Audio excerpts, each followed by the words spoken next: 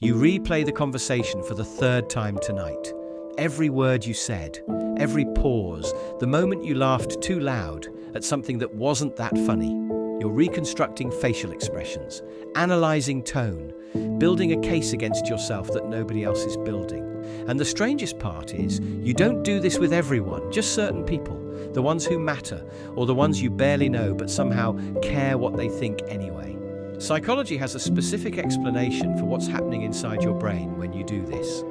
And once you understand it, the way you've been interpreting your own behavior will shift completely. Overthinking social interactions isn't about insecurity.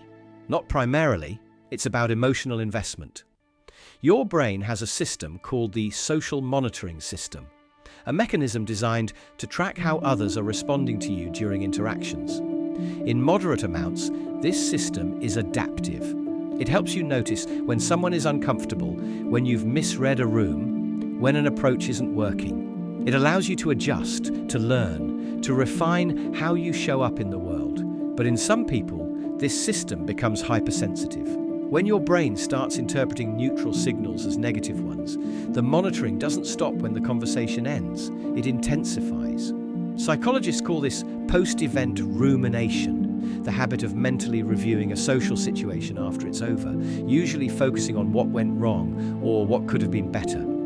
A study from the American Psychiatric Association found that post-event rumination is especially common in people who experience social anxiety.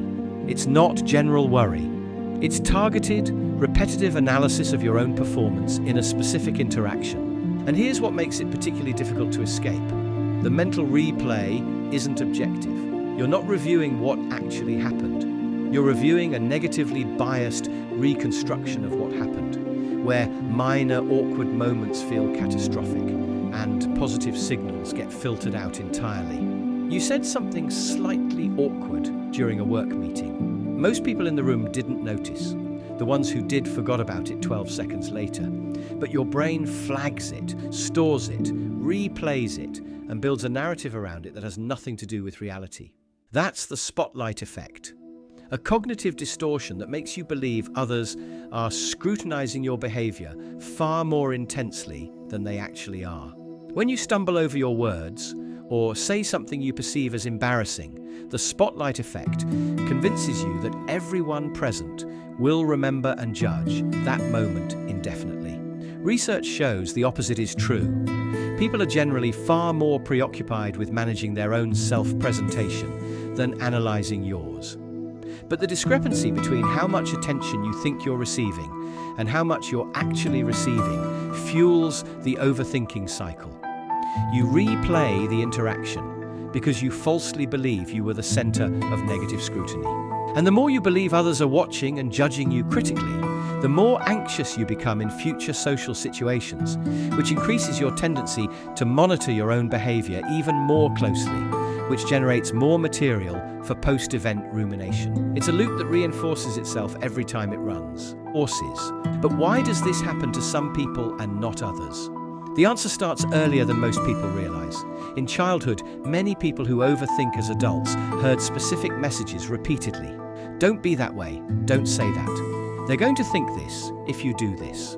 Parents or caregivers who consistently pointed out social mistakes, expressed worry about what others would think, or modeled anxious social behavior, taught their children something unintentional but lasting, that social interactions are minefields requiring constant vigilance. A child who repeatedly hears that their natural behavior is socially unacceptable learns to self-monitor constantly. They second-guess their instincts. They develop an internalized critical voice that continues operating automatically into adulthood, generating the persistent self-evaluation that defines social overthinking. And as those children moved into adolescence, when peer relationships became everything and social hierarchies grew rigid, the pattern intensified. Rejection, bullying, humiliation during this sensitive developmental period left marks that didn't fade when the circumstances changed. What all of this built, what's operating inside you right now when you replay that conversation for the fourth time, is something neurobiological research has mapped with surprising precision. And understanding what's actually happening in your brain during these moments changes everything about how you can respond to them. The amygdala, your brain's threat detection center, becomes hyperactivated during social interactions when you have social anxiety. It's constantly scanning for danger, for signs of negative evaluation, for anything that might indicate you're being judged. That heightened activity creates chronic vigilance that doesn't stop when the conversation ends. Your brain keeps working, keeps analyzing, keeps searching for threats in a conversation that already happened. The prefrontal cortex, responsible for attention control and cognitive flexibility, gets recruited into this process. But instead of regulating the anxiety, it reinforces it by generating endless hypothetical scenarios. What if I had said this instead? What did that facial expression mean? What are they thinking about me right now? The default mode network, a set of brain regions that activates during self-referential thinking, shows altered patterns in people who overthink socially. This is why you slip into rumination so easily after interactions.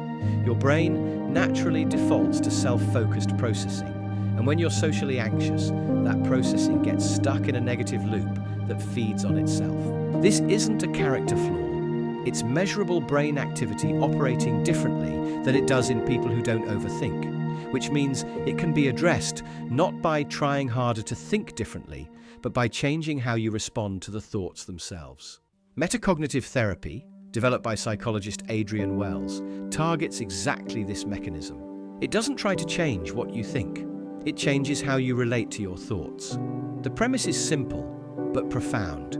Psychological distress isn't maintained by the content of your anxious thoughts. It's maintained by what you do in response to those thoughts. When you engage with the mental replay, when you try to analyze your way out of the anxiety, when you treat the overthinking as something that needs to be solved, you're actually feeding the system that creates it. Metacognitive therapy teaches you to recognize thoughts as mental events, not truths that require investigation. Cognitive behavioral therapy takes a different approach. It helps you identify the specific distortions in your thinking, challenge them with evidence, and gradually face the social situations you've been avoiding. The exposure component is critical because avoidance is what keeps social anxiety alive. Every time you cancel plans, stay quiet in a group, or let someone else lead the conversation to avoid potential awkwardness, you're teaching your brain that social situations are genuinely dangerous. The anxiety gets stronger. CBT systematically reverses that by helping you build evidence that the catastrophic outcomes you imagine rarely happen. Acceptance and commitment. Therapy offers something else entirely. It teaches you to observe the overthinking without judgment and take action aligned with your values, despite the presence of anxiety. You don't have to stop the thoughts. You don't have to feel confident. You just have to act in ways that matter to you while the anxiety is present. Over time, that breaks the connection between the feeling and the behavior. The anxiety can exist without controlling what you do. Mindfulness-based interventions interrupt the rumination cycle by anchoring your attention to present sensory experience instead of mental analysis. When you're replaying a conversation in your head, you're not actually in the present moment. You're in a mental simulation of the past. Mindfulness trains you to notice when that's happening and redirect attention to what's actually occurring right now. The breath, the sounds in the room, the physical sensations in your body. That simple redirection practiced repeatedly weakens the automatic pull of rumination. What all of these approaches share is a fundamental insight. The problem isn't that you have anxious thoughts about social interactions. The problem is the relationship you have with those thoughts, the time and energy you spend analyzing them, and the behavioral patterns you've built around avoiding the discomfort they create. You don't overthink everyone, you overthink the people who matter, the interactions where something is at stake emotionally. That's not a disorder. That's your brain doing what it's designed to do, monitoring connections for signs of damage. But when the monitoring system becomes hypersensitive, when neutral signals get interpreted as negative ones, when the mental replay runs on a loop that never resolves, you're not gathering useful information anymore. anymore, you're just exhausting yourself. The replaying stops being analysis and becomes the thing that needs addressing. That's what the research shows. That's what the neurobiology confirms. And that's what every effective treatment for social overthinking is built to change. You didn't choose this pattern. It was built in you by messages you heard before you knew what they meant, by experiences that happened when your brain was still learning what the world was, but you're not locked into it. The loop runs because specific brain systems are doing what they've been trained to do. The amygdala scanning for threats, the prefrontal cortex generating scenarios, the default mode network pulling you into self-focused analysis. Those systems can be retrained, not by thinking your way out, but by changing what you do when the thoughts arrive.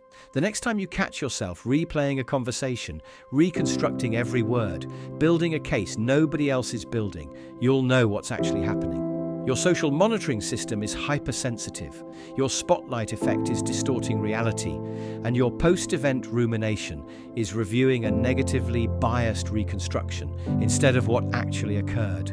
That awareness doesn't make the thoughts stop immediately, but it does change what they mean. They're not truth. They're brain activity you can learn to respond to differently. And the person who matters in that interaction, the one whose judgment actually shapes your life, isn't the person you're worried about. It's you. What you decide to do with the overthinking is what determines whether it controls you or just exists while you keep moving forward anyway.